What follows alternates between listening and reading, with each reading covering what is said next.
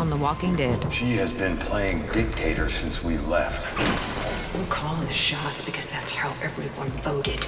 As for me killing you, it's always on my mind. We are auditors for the Commonwealth. You are under level 1 assessment. Let's go, let's go! Oh, Mira. Yumiko. I have to stay.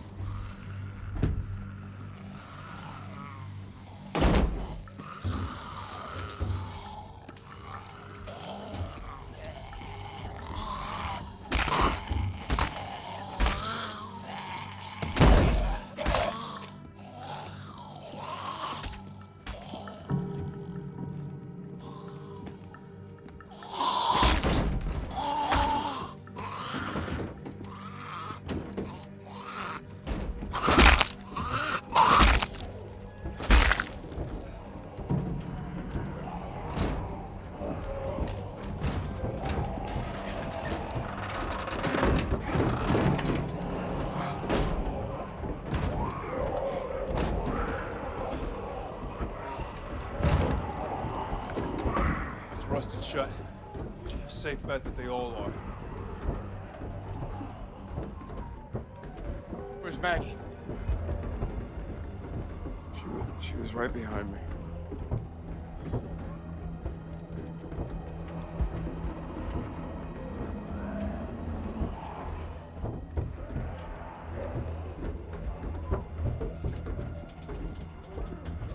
Somebody boost me up. You go up there, you're dead. She'd be pissed if you tried. She'd want us to keep moving forward. All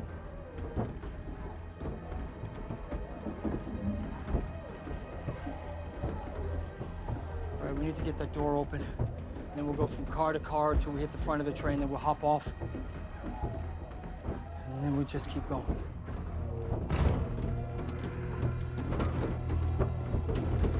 Yeah, guys.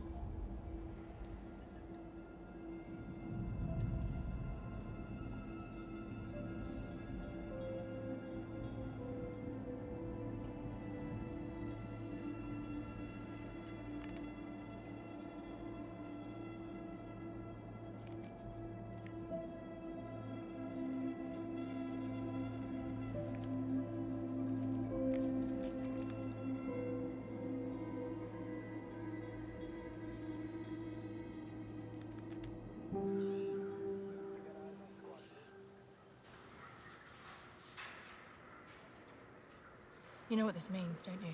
The photo board. The Commonwealth. That was a is real. wallet-sized photo of you, which means it was in your brother's wallet, which means he kept the wallet on him in the apocalypse, possibly for 10+ years. And who does that? He sounds awesome.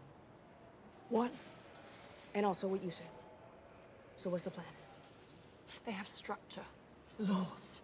Someone here's in charge, and I'm gonna speak to that person. That's it? The plan is talking? Yes. Cold as ice, demand results.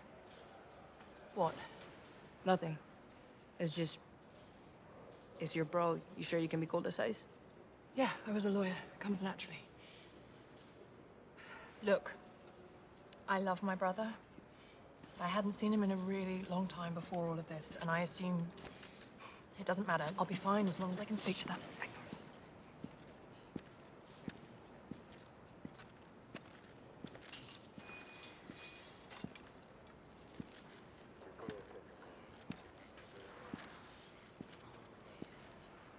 That was her from last night. Did you see how she was looking at us? She knows.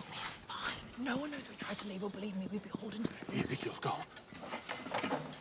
In anticipation of your next question, I looked everywhere, asked around. No one's saying anything. Someone took him. Someone knows what we did, and he's just the first domino to fall. In anticipation of your follow-up query, I don't know how I know. I only know that I'm freaking out. It's probably because he told off the big guy. Oh, God, why did he tell off the big guy? We should talk to them. We should talk to them. We should come clean about who we are, where we're really from. Eugene, for the last time, do not talk to their law enforcement, or if you find yourself in a situation where you have to, you stick to the story. Well, what do we do? Wait, what? Be cool.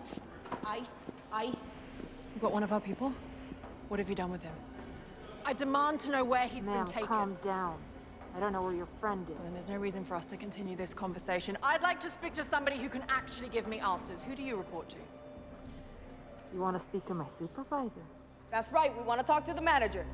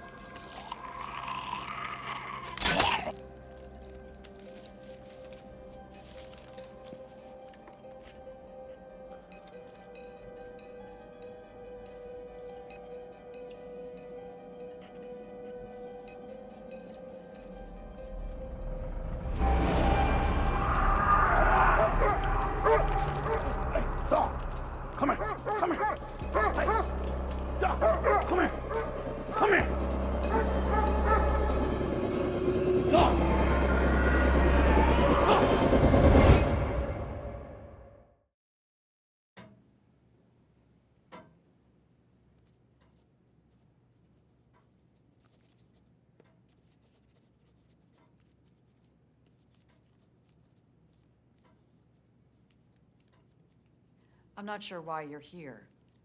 You've already been assessed. You think you've been assessing me? No, dear. I've been assessing you. You don't know anything about Your me. community's large and organized. There's a bureaucracy, and you're part of it.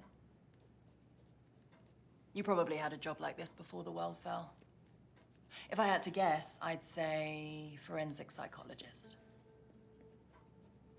Perhaps you were an academic. Researcher? Your role is to assess threat for your community.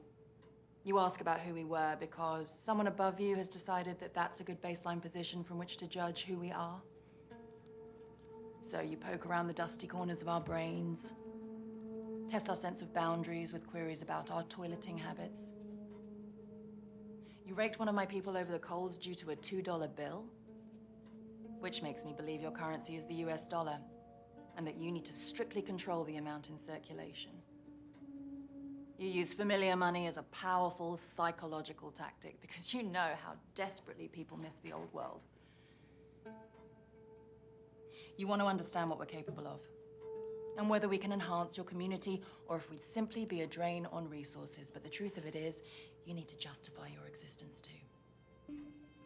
Because isn't it almost more valuable now to have someone who can haul the trash and keep the streets free from disease than someone who can write endless lists of questions, given that at the end of the day, you just need to rely on your gut instinct about whether or not the person across from you will or won't murder you in your sleep. But you're both people that follow the rules. I was a lawyer. I like rules. They bring order to the chaos. Which means you need me. I have reason to believe my brother, a thoracic surgeon, is living out the Commonwealth and is looking for me. I'd like expedited processing for my group, as per your community's asylum and immigration policies. Where did you go to school again? Undergraduate at Oxford, JD is from Harvard, which you very well know. Would you like me to list my professional credentials again?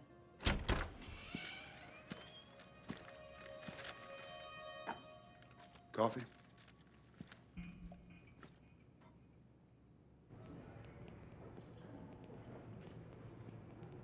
Stop moving. You're taking my nerves over the edge to a proverbial 11 on a scale of 10. I can't help it. We've been waiting and waiting, and now I have to be really, really bad.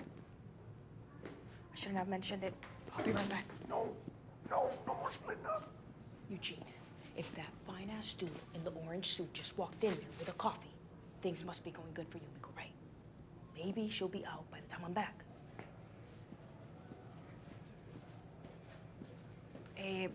Vázquez, ¿verdad? A tu servicio. ¿Tú crees que hay alguna manera que yo pueda ir afuera y usar el hoyo donde usted hace que la gente orine? ¿Y por qué no usas el baño? ¿Cómo con baño? ¿Hay un baño? En el pasillo. A la derecha. ¿Y sirve? Do you have toilet paper? Well, shit. I'm excited.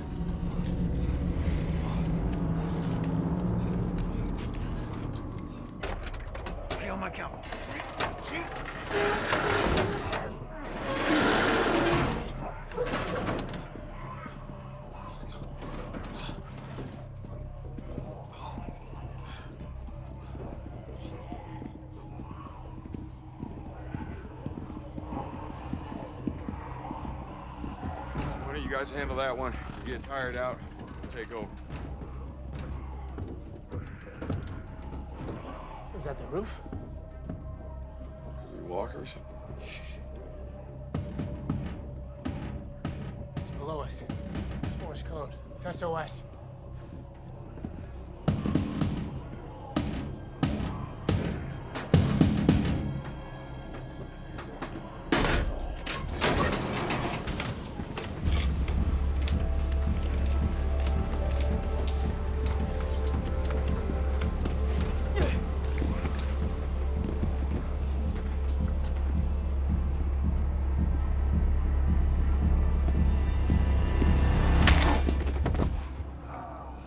I slipped.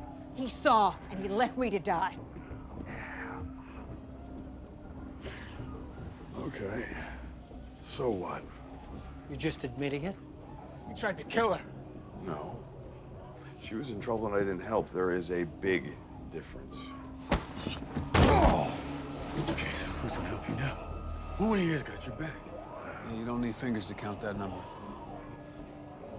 She was just talking about murdering me. Sooner rather than later. And yet somehow, I'm the big ol' asshole because I didn't risk my nuts for her. I have been a golden goddamn asset for every single one of you. And a burning hilltop, that helped, huh? I killed Alpha. All right, so yeah, I was helpful. Because if I hadn't done that, every person you know, their skull would be on a spike. I did what needed to be done. All right, I am trying. Yeah, okay, I'm not buying a word of it. Same. Nod, and it happens. We can get through the city without him. Help! Help me, help! Later. Help! Help! Gage? What happened? Oh, we got lost in the tunnels. Walkers are everywhere. They might have gotten How'd he get in there? I got a door open on the far end. Did you close it? Gage? Hey, this one seems a bit looser. Sasquatch, give me a hand. We open that, they'll all get in. He's right there! I know he is. To hell with you. Alden? Come on. Are you insane? Move! Move! Maggie? Maggie! Open the door! Look, I'm sorry, okay? I'm sorry. I made a mistake and I'm sorry, but I want another chance. Okay, I won't do it again. I won't do it again. I'll be better, please. I promise. Please. Maggie, listen to me. We have time. We can get that door open. Maggie! We don't have the ammo to clear them.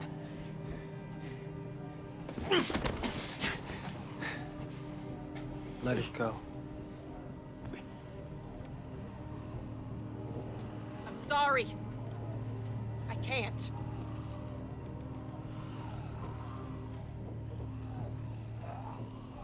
Liar.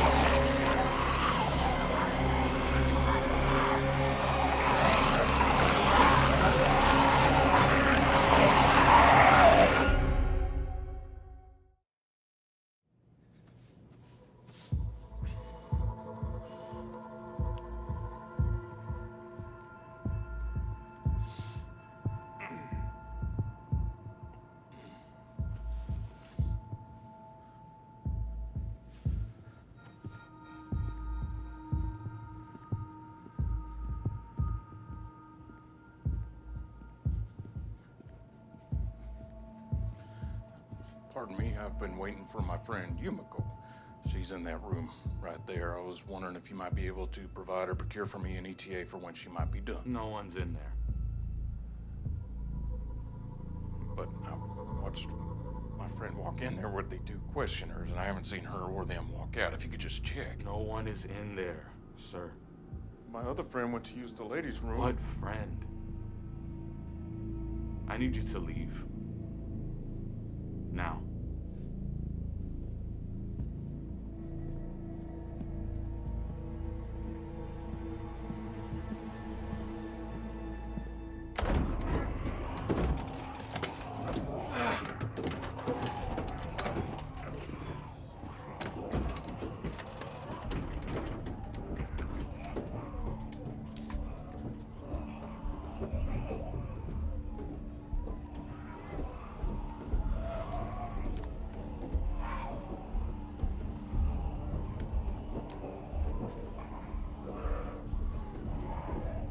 What is it?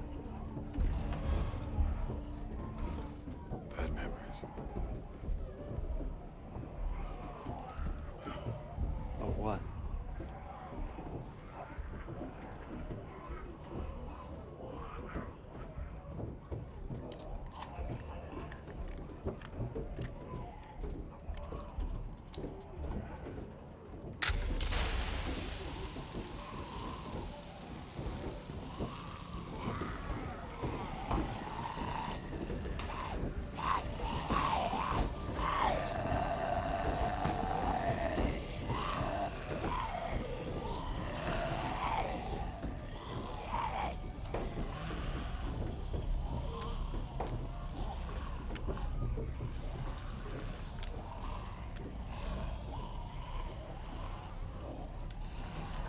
You guys don't want to look at him.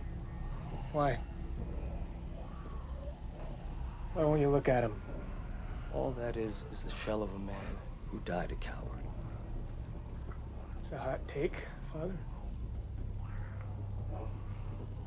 Who's scared? They didn't deserve to die like that. In the worst way imaginable. There are worse ways. A lot worse.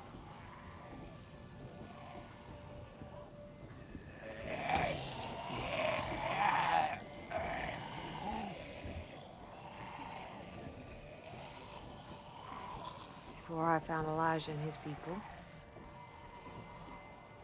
Herschel and I were alone for a long time. One day we came across this frail old man, just kneeling by a turned-over grocery cart. It was full of scavenged clothes he said were for his sons and daughters, and could we help him haul the cart back home? And he said he'd give us food for our trouble. I knew that he was a liar. But I was starving. And soon Herschel would be. So we followed him back to his house. And I held a knife to his throat and reached in his pocket. And I pulled out the chloroform rag he was going to use on me. Stuffed it in his mouth. And then we went inside the house. And I locked my little boy in a room. And I went and searched the house.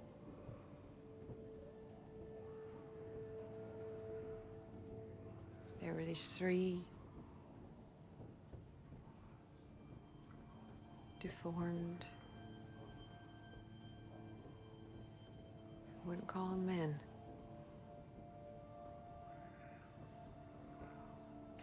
They came after me, but I handled them. And then the house was quiet,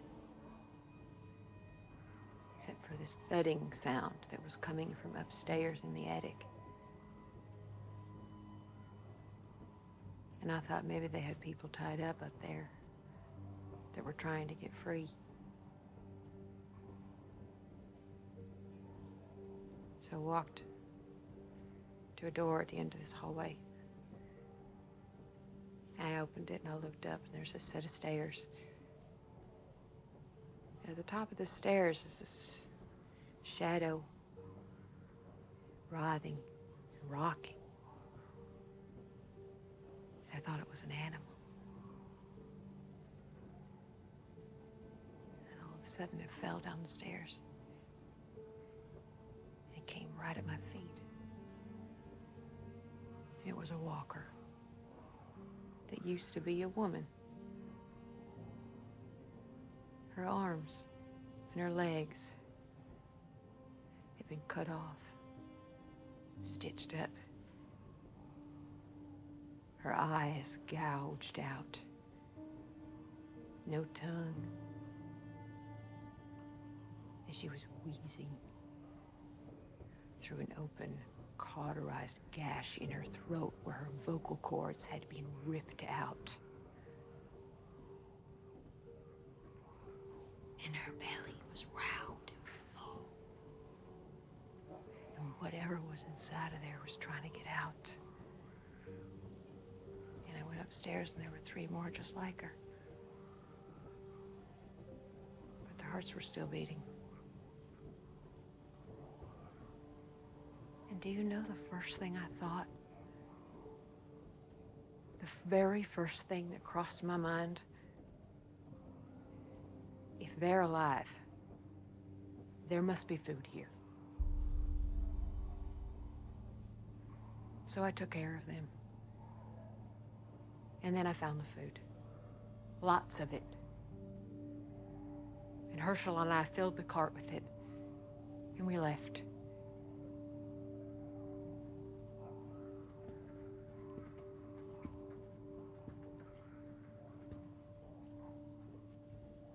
I don't feel anything when I tell you that. Do you understand me? Because that is what's out there. And seeing it, I lost something. And I don't think it's a bad thing that it did. Because it has made things so much clearer. What we have in Alexandria. What we had in Hilltop. And in Meridian. It's rare. It has to be. Compared to everything that's out there. Because if it isn't... It means we were lucky. It means that nobody has it figured out. Nobody ever did. And nobody ever will.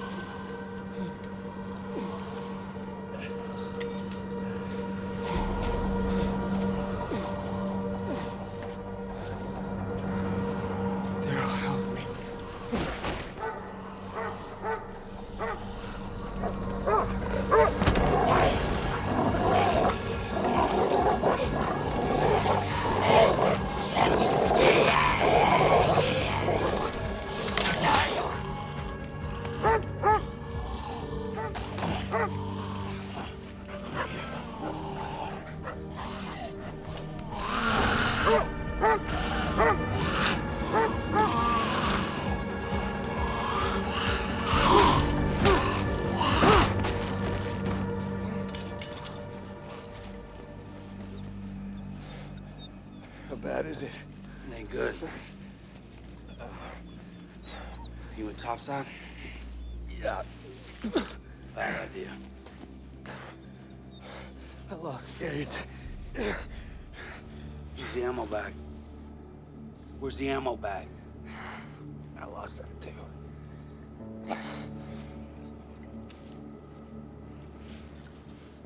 Don't stop, but don't waste that on me.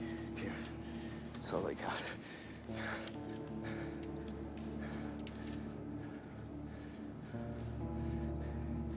Tell my kids I didn't die a coward.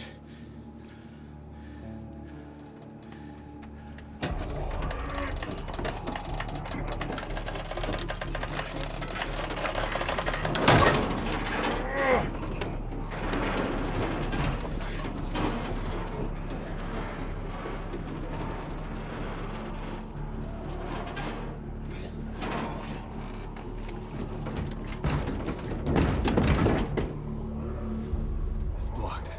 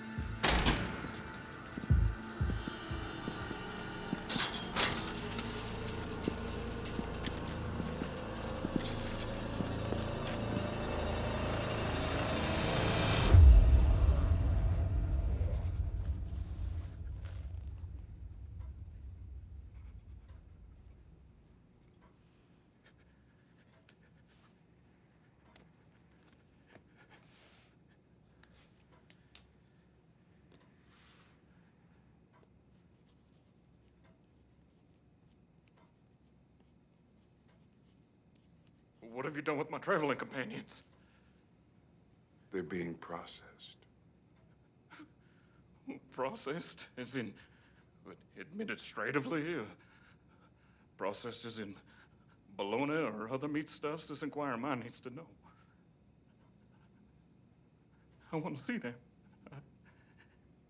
You like feeling nervous? No. Only one thing gets my heart up.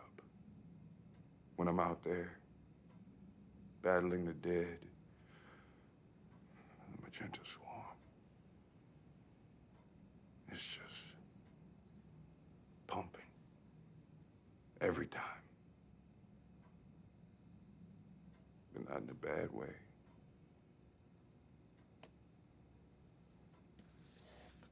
Here, mop up.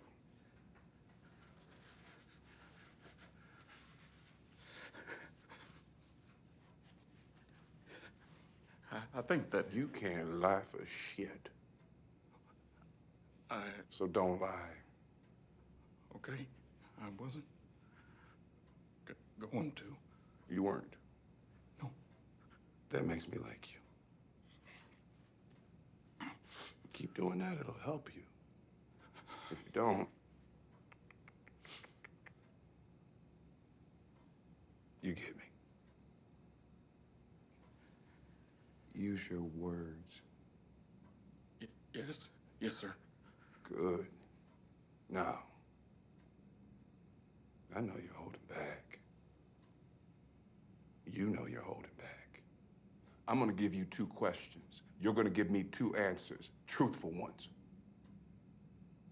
You do that, you get to go. You get to see your friends again. Everything will be okay. It's that simple.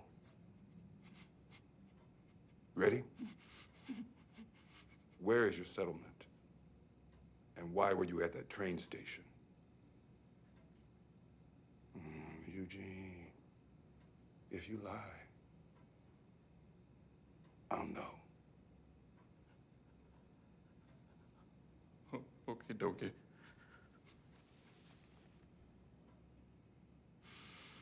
You're right. I have been holding something back. Frankly, I wanted to speak up before this, but I was afraid of what my friends would think. I haven't always been the most emotional fella, but my 10,000 plus hours of death, loss, and fear have opened me up a little bit. In the course of our travels, I found this radio. Night after night, I would speak into the void, holding on to a what if. As fools are wont to do, and I'm nothing if not a fool.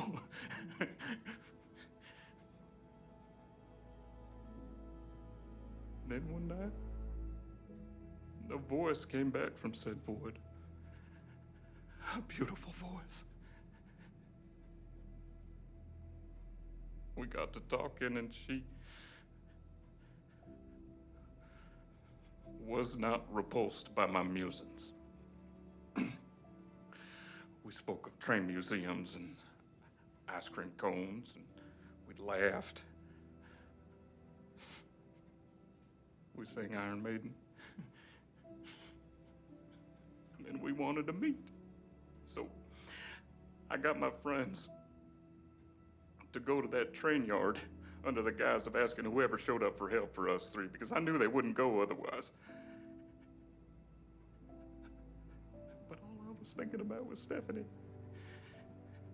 So yes, I lied. I've been lying this whole time because I'm afraid to lose the 3 friends I have in this world. And I lied to Stephanie about being from a large settlement because I was afraid that maybe she was not who she said she was. That maybe she was a femme fatale, laying a trap for a lonely heart. My track record in the romantic realm is spotty at best. I'm not one for whom any relationship come easy, particularly those with the fairer sex. And I am, in fact, a virgin, even though I have observed the act far more times than I care to admit. your titters. I was hoping that after a suitable period of courtship, that Stephanie might be the one to change my unenviable status. Because deep down, I was hoping that maybe, in fact, she was my one true love.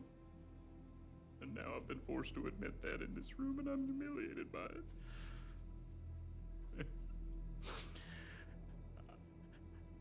I'm afraid that if Stephanie finds out that I wasn't honest with her either, that she might want to have nothing to do with me anymore. So here I am. Very relieved to get that off my chest.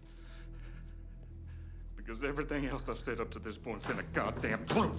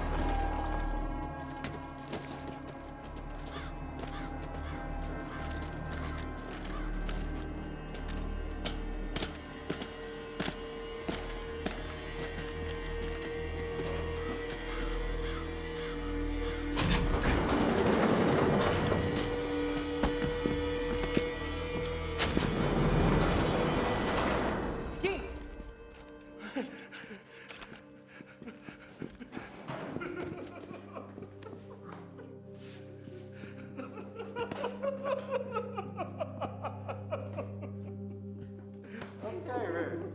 Let it out. I thought, where'd they take you? An infirmary. A medic steamed my face, gave me this nasty herbal cough syrup, and I slept. They spiked the cough syrup? No, they took the lantern out of my room, and I fell asleep.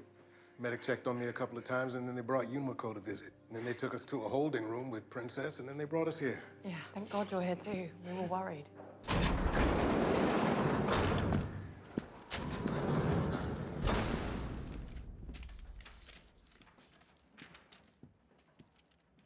Pursuant to Section 114A of the new Articles of Perpetual Union, in deference to traditions established by Article 1, Section 8 of the Legacy Constitution, and Article 14 of the Legacy UDHR, you have successfully completed initial processing and consideration for asylum and citizenship in these United Townships. When you walk through these doors, you'll be escorted to orientation by a beat cop. Welcome to the Commonwealth.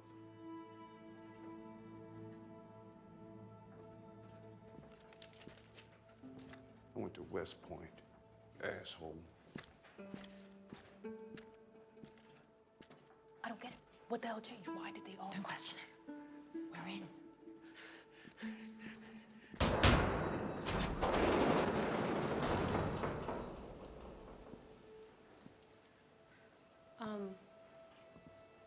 Which one of you is Eugene? Hi. I'm Stephanie.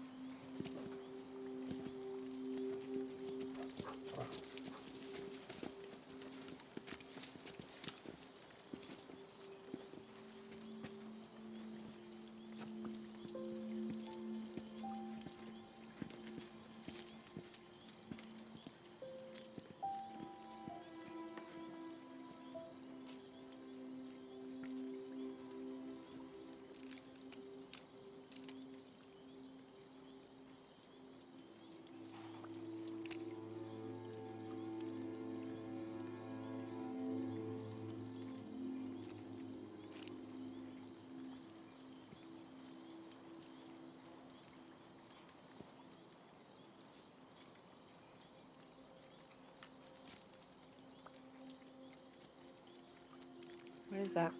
It's a letter from this kid to his parents. It's from back before. You found it? Yeah, down in the tunnel. You see anything else down there?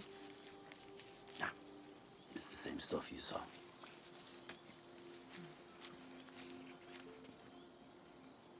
We heading out? We need to take a detour first. Arbor Hills. What's there? Hidden supply depot. Georgie set him up all over in case we ran into any trouble when we were out looking for survivors. Has ammo, food, weapons. Rest up there, restock, and then head to Meridian. Radio tower marks that neighborhood. You know where that is? Yeah. Come on. Come on, boy.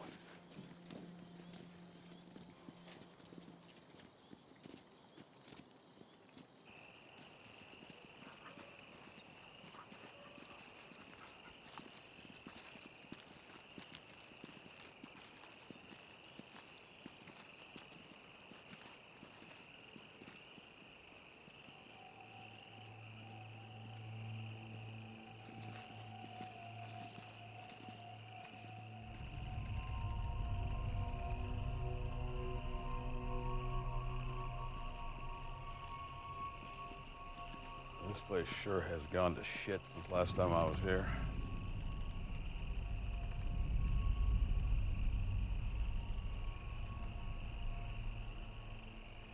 Let's double back. We can cut through.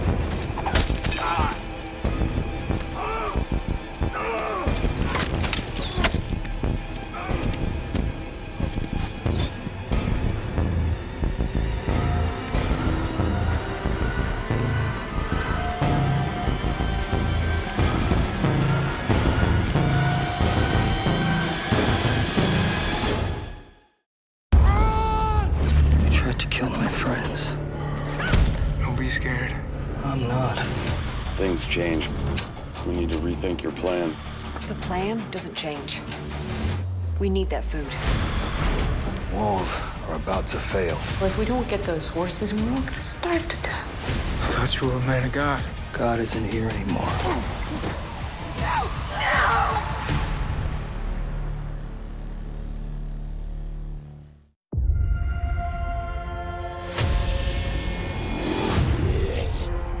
When we start, we see that Maggie, she's down there, she's fighting the walkers.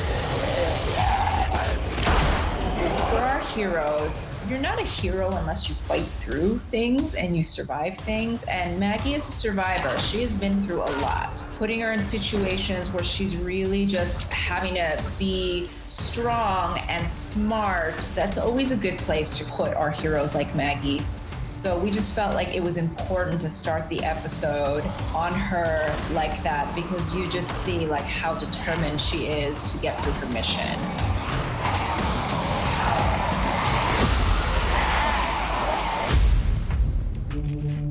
Daryl, in a lot of ways, is in this very atmospheric part of the story, but it's all important to kind of remind us of stakes and what's out there in the world. And we like this idea of showing this mural. We wanted to touch on these themes of high and low class, which go throughout the season. At the top of the mural, you'll see this family wearing crowns, and then Daryl scans his flashlight down, and you see it's the same family, and they're still wearing the crowns, but they're now homeless, and they're looking for food. And you see people who are in crowns that are being torn apart, not by zombies, but by other humans. And so we were trying to tell the story of what happened in these subway tunnels, and the backstory of it is that there was this massive class struggle that happened. People wound up being murdered and stuffed in bags. And so you see a mixing of people who are homeless along with people who had a lot of money. You know, there's a guy in a suit with just a suitcase full of cash that he tried to run away with, which you now think like, well, that was useless. And then you even see a different context for money because he finds this bag of things left behind by children who are forced to be almost adults in their own right. And you see something that was a bill that became just notepaper for this child to leave a message to parents, and clearly they never found each other.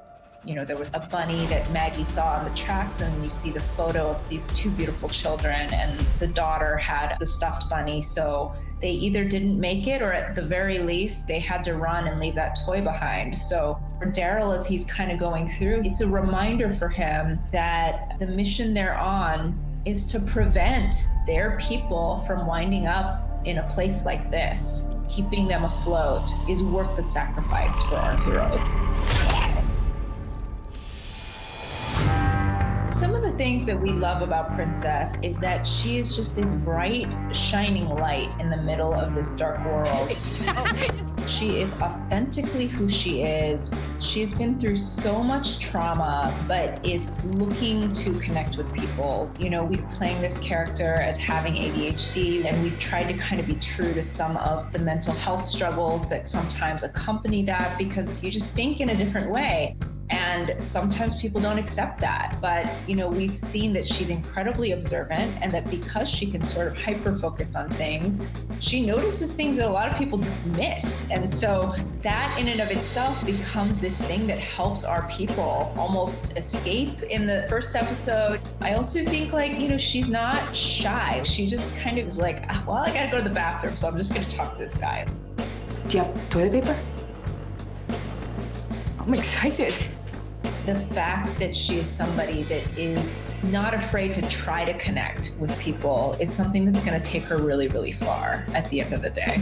You want to speak to my supervisor? That's right, we want to talk to the manager. When Maggie comes back in the train car and just says, I slipped and he saw me do it and he left me to die, and he's like, Okay, so what? that's just Negan. I don't think he feels a lot of shame about like the things that he does as a survivor. And I think he's always been oddly a straight shooter. He pretty much tells you who he is and what he thinks. And he tells every person what he thinks of them. Like a lot of times, like he can be a real bully at times, like to people, and just kind of call them names and things like that. I'll tell you why I'm here, man, Teds. I'm real close to shoving a gag in your mouth. Well, why don't you get up on your little tippy toes and try? There's definitely no not knowing where you stand with Negan. Hey, this one seems a bit looser. Sasquatch, give me a hand. In the scene with Gage, we felt that it was really important to come to a point in this story where a horrible decision had to be made. Gage is so young. I mean, the guy is kind of a jerk. He was part of the group that was bullying Lydia at Alexandria. He was sort of complicit in this attack on her. But we thought, like, you know, somebody like that who's still kind of young and growing, he's out on this mission because he wants to try to help and try to redeem something. But he made some bad choices once again. Gage! He took our supplies. He runs off at the first opportunity and he takes supplies with him. When he comes back, our people would have let him back in if they could have.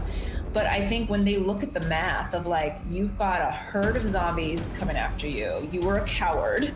If we let you in, now we're gonna use our ammo, we're gonna use our energy.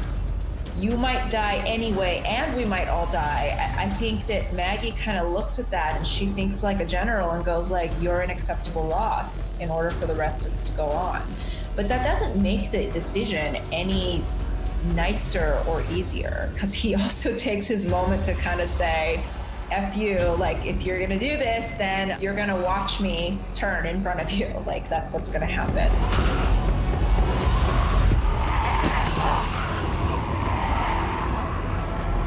An important moment in the arc between Maggie and Negan is there's this moment where they feel like they're just in real trouble and maybe they're all gonna die, and Maggie hands Negan a gun that she has on her. Maggie really is just kind of like cold, hard leader at that point. Right then, he's just an asset. The mission has become more important than any one individual or any one dynamic that exists between them. And that is true even for her. And so when he gives it back, maybe there is at least this tiny, tiny bit of trust that has passed back and forth between them. And that's going to just be part of the shifting sands that they're on as they're going through this mission together. The final scene with the Reapers shows, like, they've got the hanging bodies and all kinds of things. Like, there is definitely sort of this apocalypse now type of vibe to them. This element of don't mess with us. Our territory's our territory. Don't cross. But if you do, there's going to be a problem. And just the way that they're marching forward, you see this sort of boldness of like, we're not afraid of coming to meet you. They are very, very, very formidable, and they know it.